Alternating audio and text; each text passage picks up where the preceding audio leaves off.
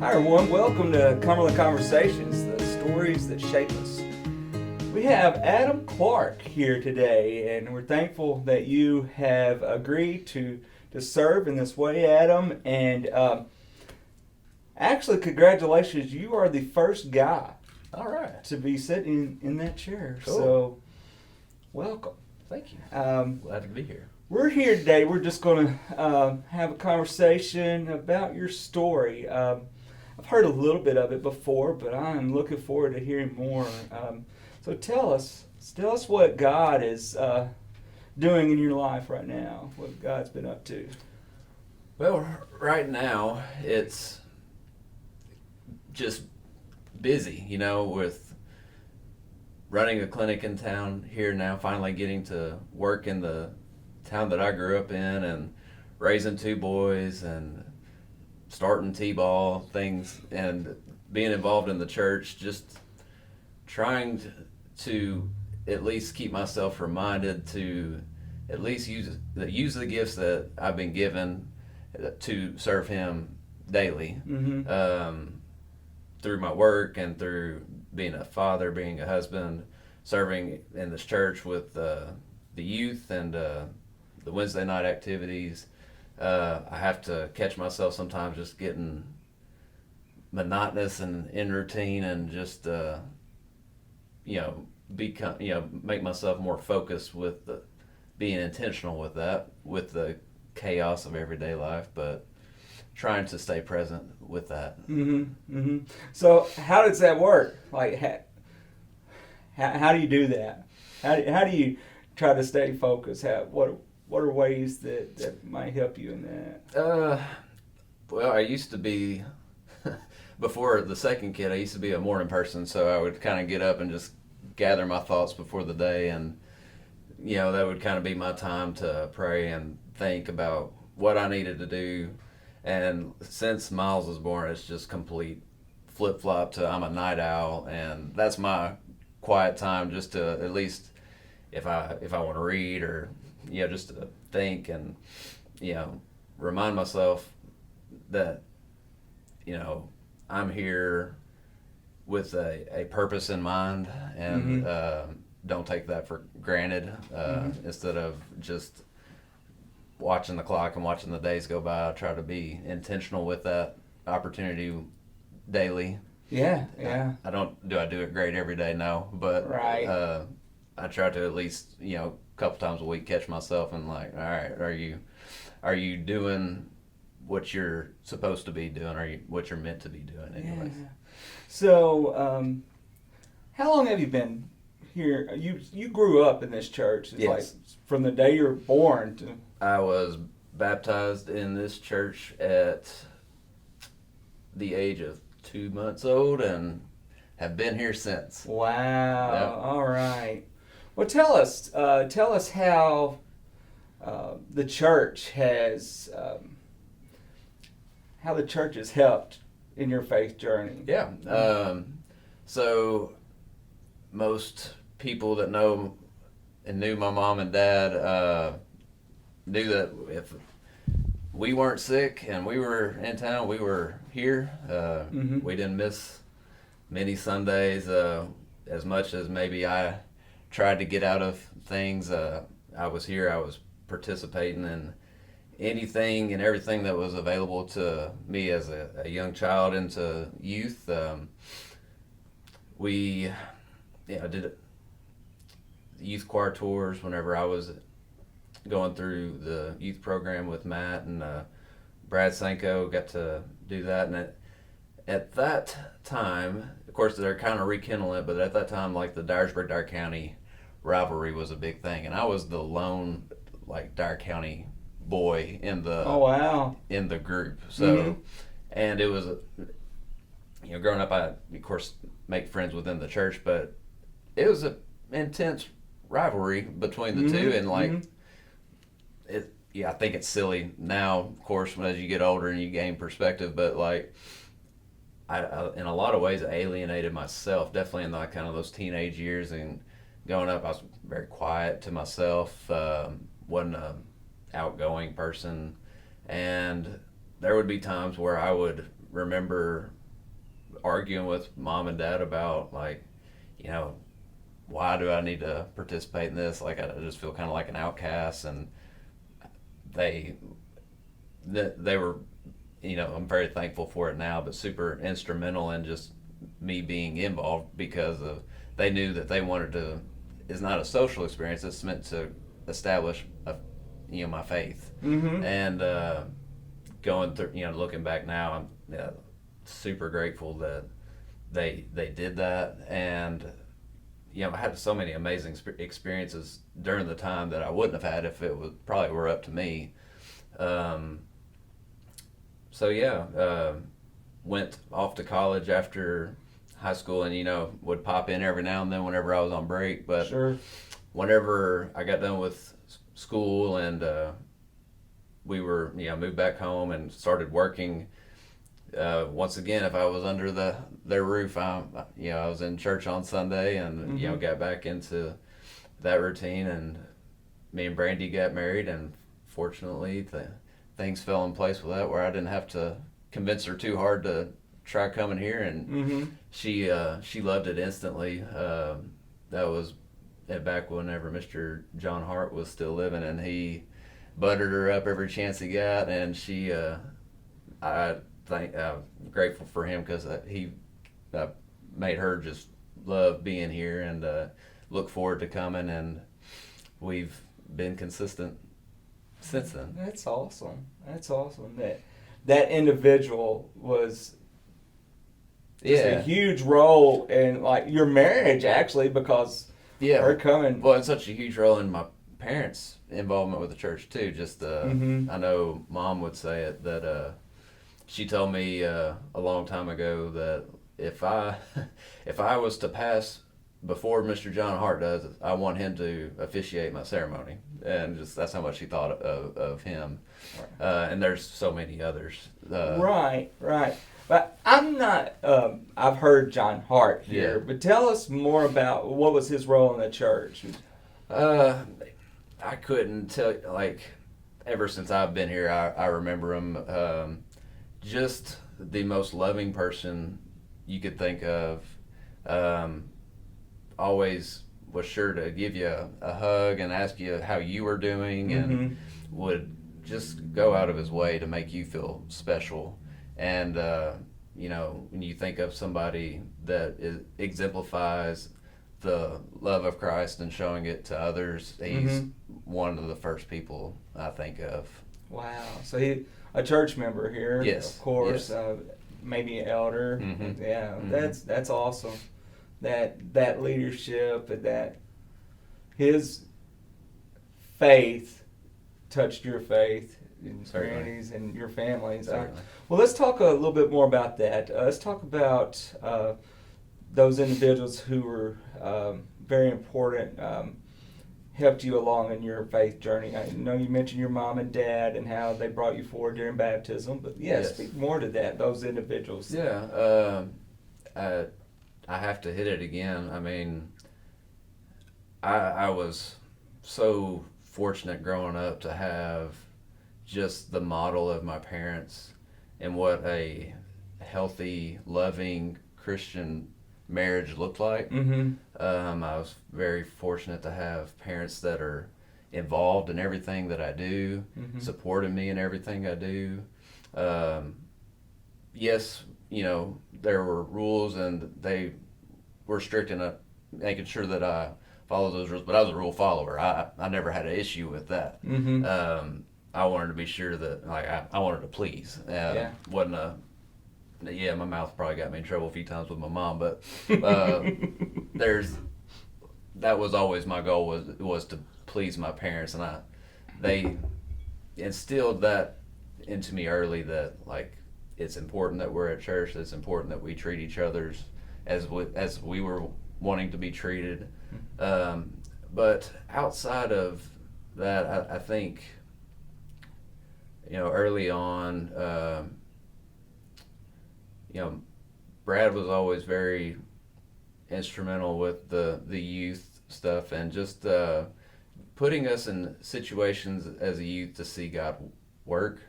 Mm-hmm. And that was the neat thing with the choir tours is, we were 13 to 18-year-old kids ministering and Mm-hmm. seeing, God use us who aren't very, mature or developed in our faith, minister to people of all ages, and, seeing some pretty remarkable things during that time. So, Brad and Matt both with that were very,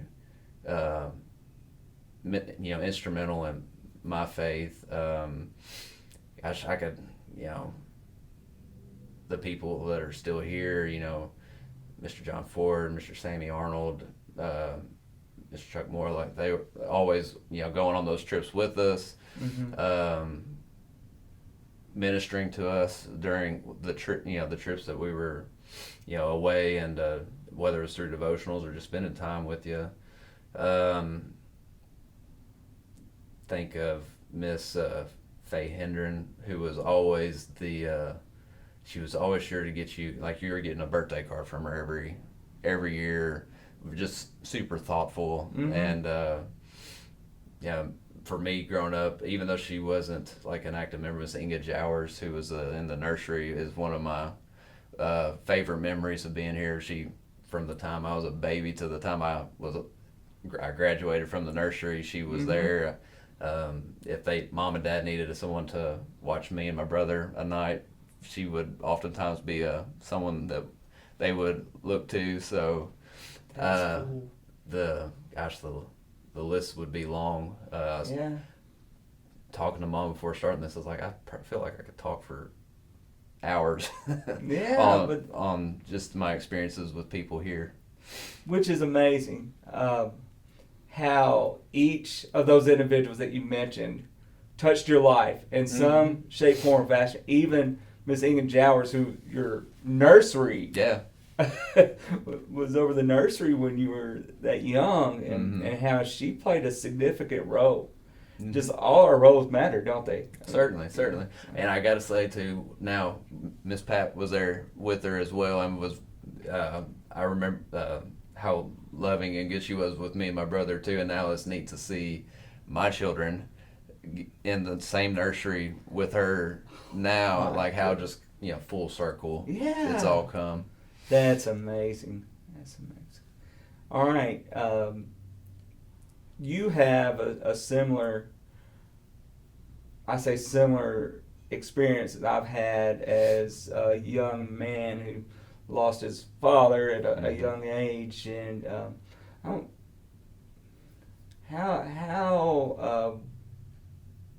did you get through those tough times? If you don't mind talking about it. It's so one. It's taken a lot of work. It's been 6 years this next month. Okay. Since my dad died, and probably for the first four and a half years of that, Mm-hmm. I didn't talk about it. Not that I was uncomfortable, one, with the perception of others about it, and just being the typical guy of, not wanting to convey my emotions to others. I didn't want people to see that I was hurting. I didn't want to be vulnerable in that space. And I avoided it for a long time. And those, definitely the first 3 or 4 years were, outside of having my first child and the wonderful miracle that was, and the timing of it, it was a pretty dark time for me.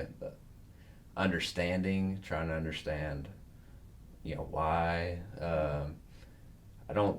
I never questioned God and any of it as to, the why me, but just understanding from a person level, why. Mm-hmm. And so I probably, most people that know me well would say that I'm a tad bit obsessive at times. So I went, into all these rabbit holes as to maybe, understand, mental health more and understand, ways that I can control things. There are people that will be watching that have no idea about your situation at all, what all took place. Your dad died at a young age.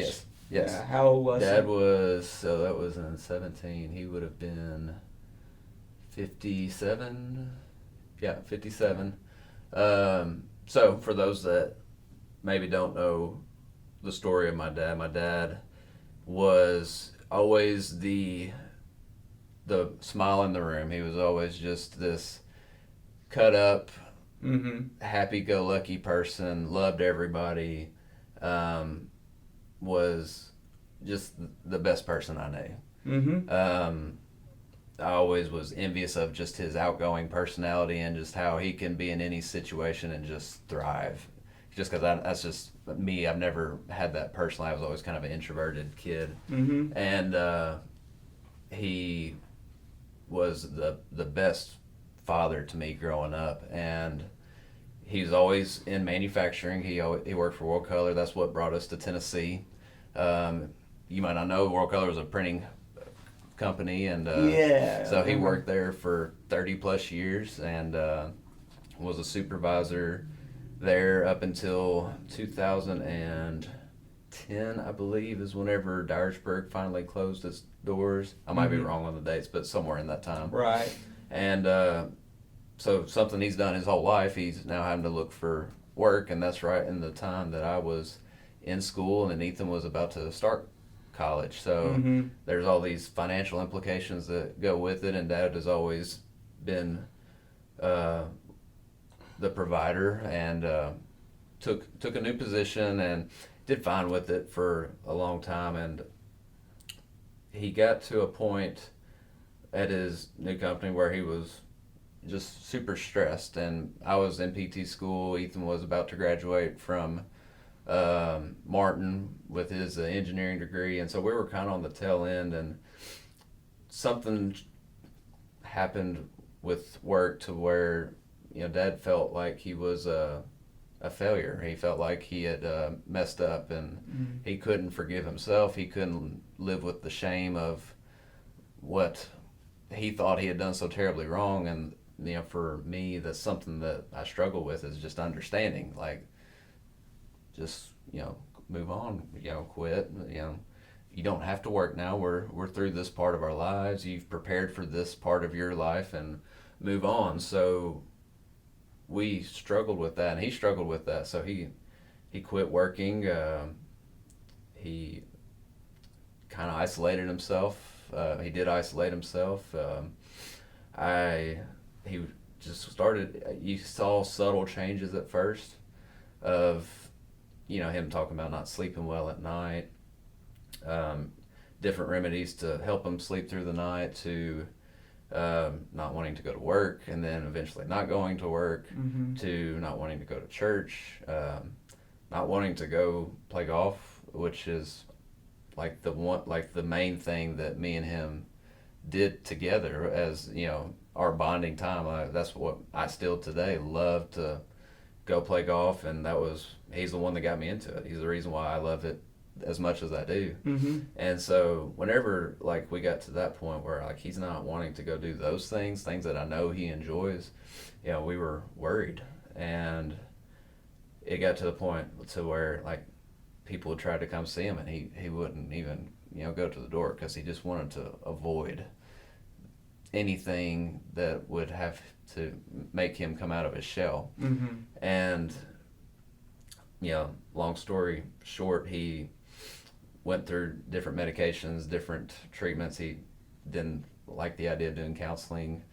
And I remember I was starting at my practice as a physical therapist in Trenton at the time, and I was living at home because me and Brandy were engaged, but they were still very firm on y'all not living together till you get married. So we were waiting until our wedding in June of 2016, and I was living at home with him and Mom, and I was going to work one day. I came home, and they're both sitting in the living room, and I could tell something was up. Okay, what's going on? And Mom kind of just said, well, how about you tell him?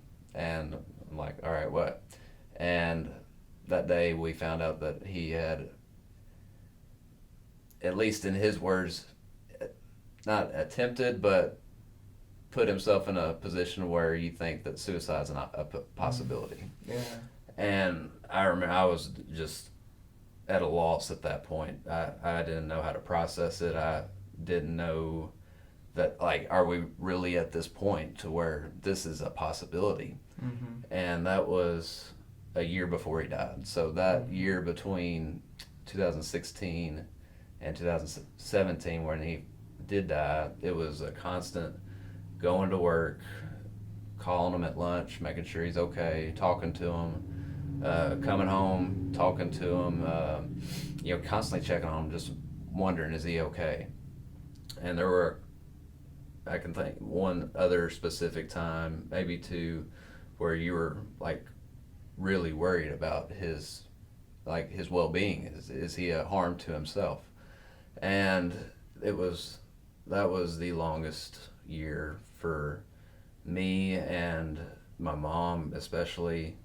And my mom's a social worker. She works in that setting every day, so you could imagine the difficulty it was for her to have to live in that realm every day of going to work and treating people that are dealing with these things, and then coming home and having somebody that's dealing with deep depression as well, and not being able to help them.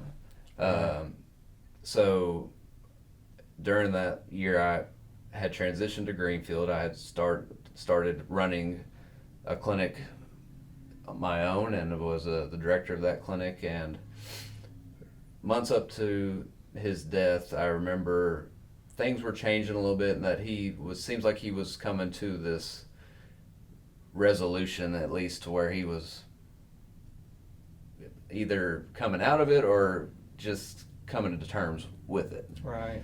And he actually, I saw it on Facebook the other day that he had, we went and played golf in March, like early March, late February, of the year that he died. And I remember thinking that day, it was like, all right, he's going to come out of this thing. Yeah. And, still would call and check with him every day and talk. And it was on a Monday after Easter service.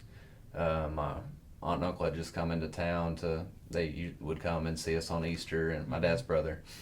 And Monday, April 17th, I went to work and did my normal thing. And I remember coming home, Brandy was out with a friend that wasn't at home, so I remember I went for an evening run, took a shower, and this was the one day that I did not call him.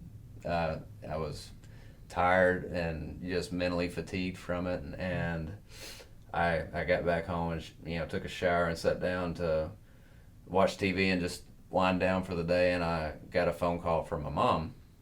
And there's one thing that never happens is Mom don't call me. Oh. It's me calling her. Yeah. Dad would call me all the time. Mom don't call me. Mm-hmm. And I knew instantly what the call was. And I answered it, and it's, my mom, hysterical, trying to make out I knew what had happened, but she was saying, your dad did it, he did it, he finally did it. And I'm like, trying to figure out, where are you, what's going on? And my mom is the person that found him in the garage of her home. And for probably the 10-15 longest minutes of her life was trying to support him, to at least give hope that he would survive.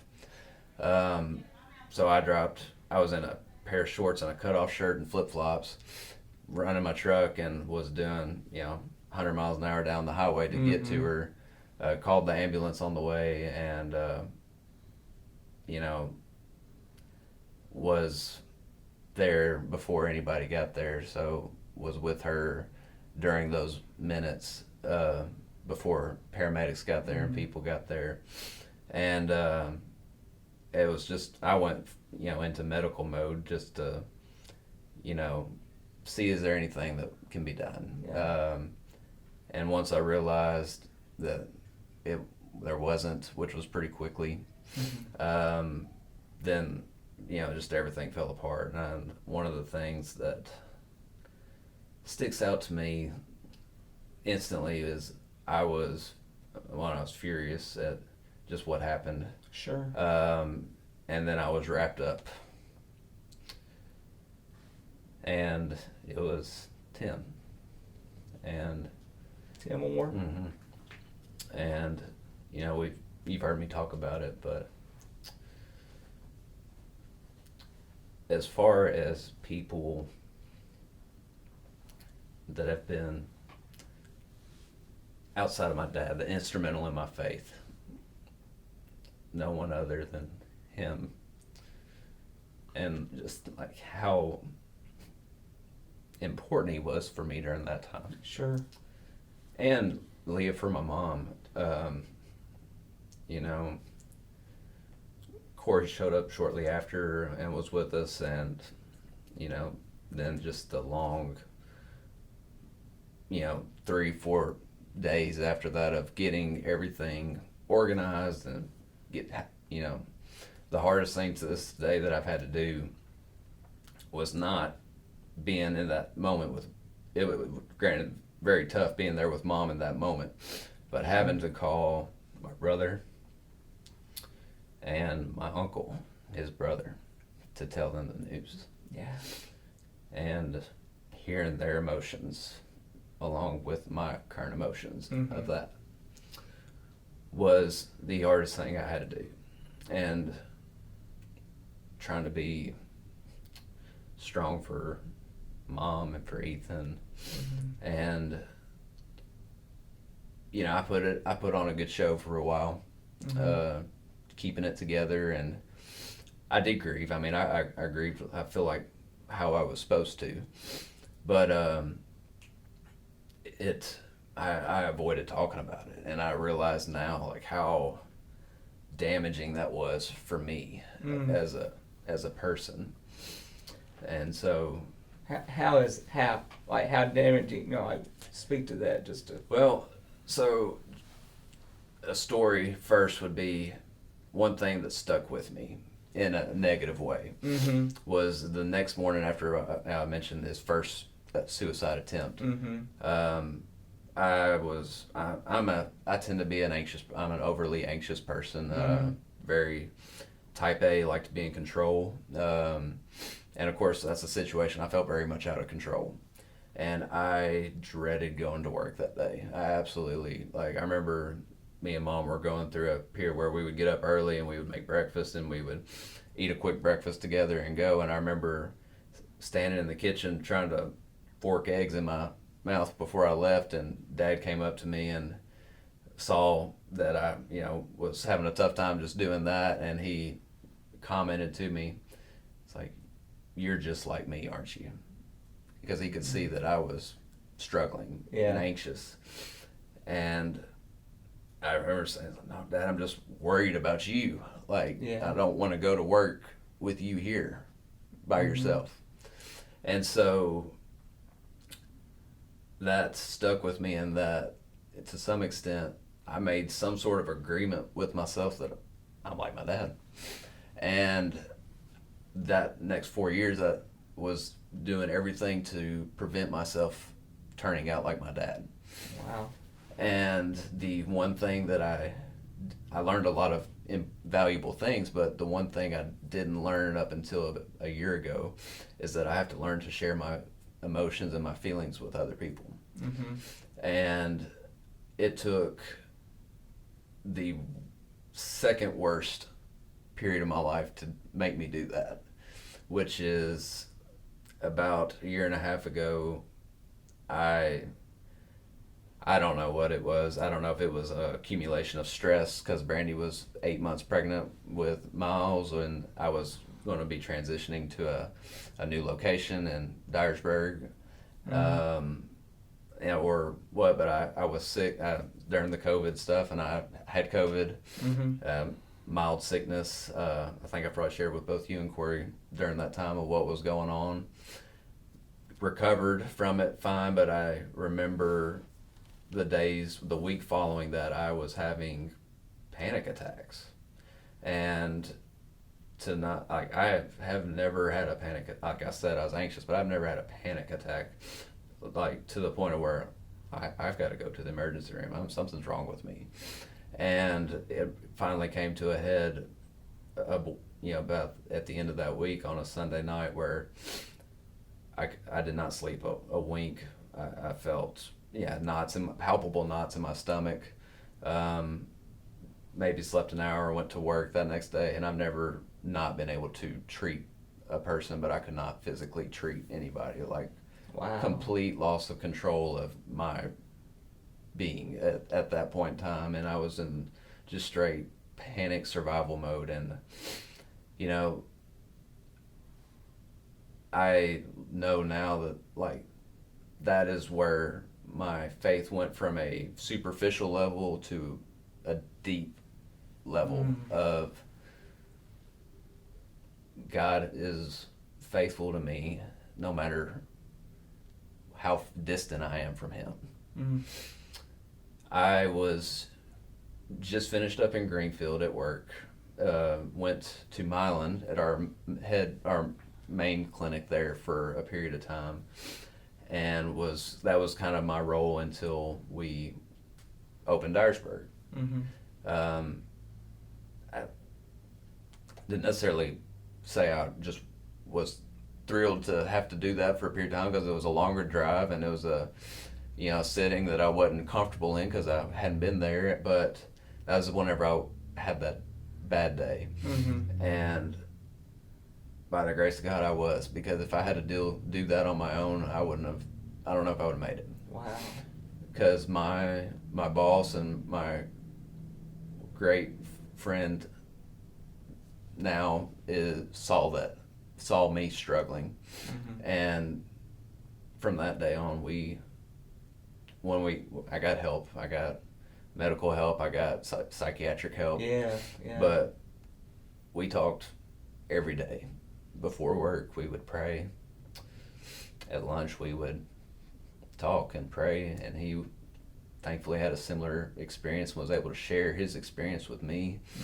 And I remember him every day saying, "You're going to get through this. You're going to get better."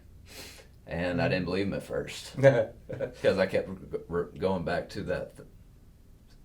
What Dad told me is that you're just like me. Yeah. And I didn't believe it at the time, but the more I heard it, and the more I heard it, and the more that I,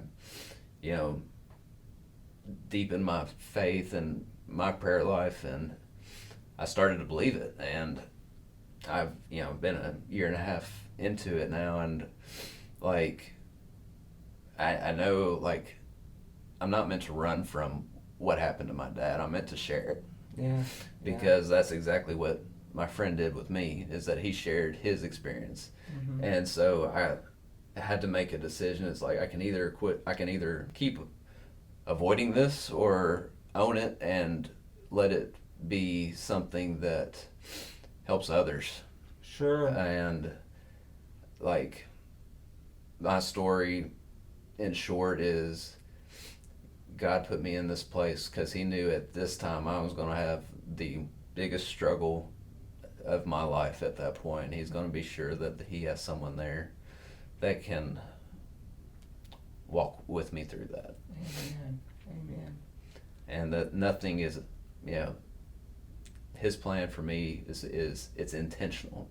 It's not accidental or by chance. It's oriented to this specific time at this specific place. And He met me right there. Wow. Adam, I've heard numerous stories about your dad, his faithfulness, meeting people out in the parking lot, seeing people who were struggling, going out, not letting them leave the parking lot, and praying with them, talking to them before they could leave. And his leadership here, and can I say that I never met him.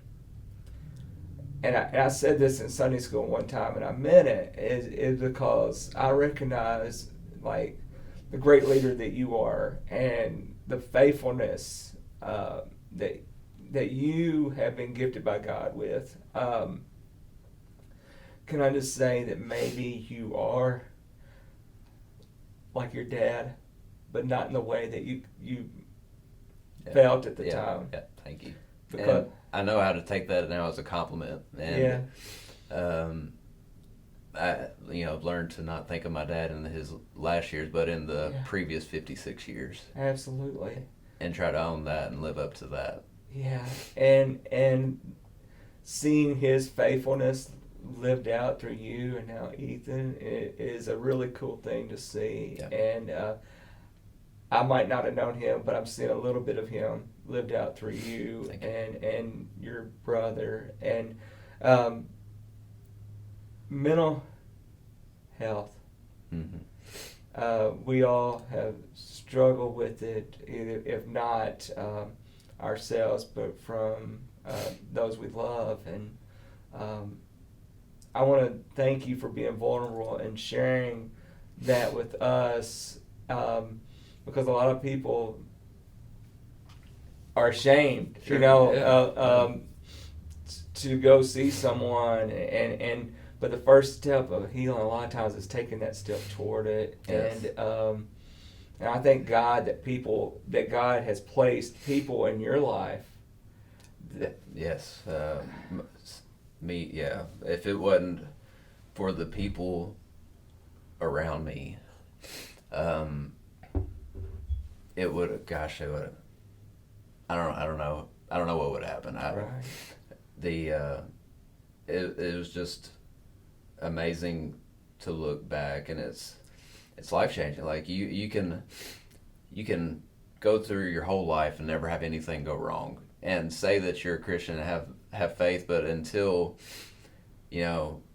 things get out of order, Mm-hmm. and that faith is tested, which is going to be tested. It's just part of our time here. Like, that's when you can know for sure that God's got me through this. Yeah. And like I see just like how all the dominoes fell into place for me during that time, and just the amount of people that were so willing to help me and encourage me along the way.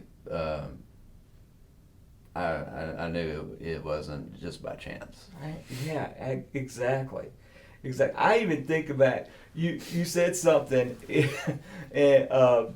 about how you felt like an outcast Mm-hmm. in a place that you've been all your life, but because you're the only one that was from Dyer County coming over here. And we've all heard about the whole, well, I just lost my word. That's great. The rivalry. Yeah. And we've heard about it and everything. And I thank God for parents like your mom and dad who said, come on. Yeah, get over that. Yeah, get over it. This is about your faith. This is a lot more than a silly rivalry. Right. And I did say silly rivalry because I mean that. It's more than that. Yeah. And God had placed people in your life that help prepare you for all those things that you've gone through. Right. And wow, to see God in that and to see you now and what God is doing is a testament to definitely God. Yes. A testament to faithful people that God has surrounded you with. Thank you so much for sharing, and Glad to. our stories, that shape us, of course, they definitely have shaped you. Yes. Other people's stories, and I thank God that you are willing to let God use you today. Thank you. Thanks everyone for joining us today. We'll see you next time.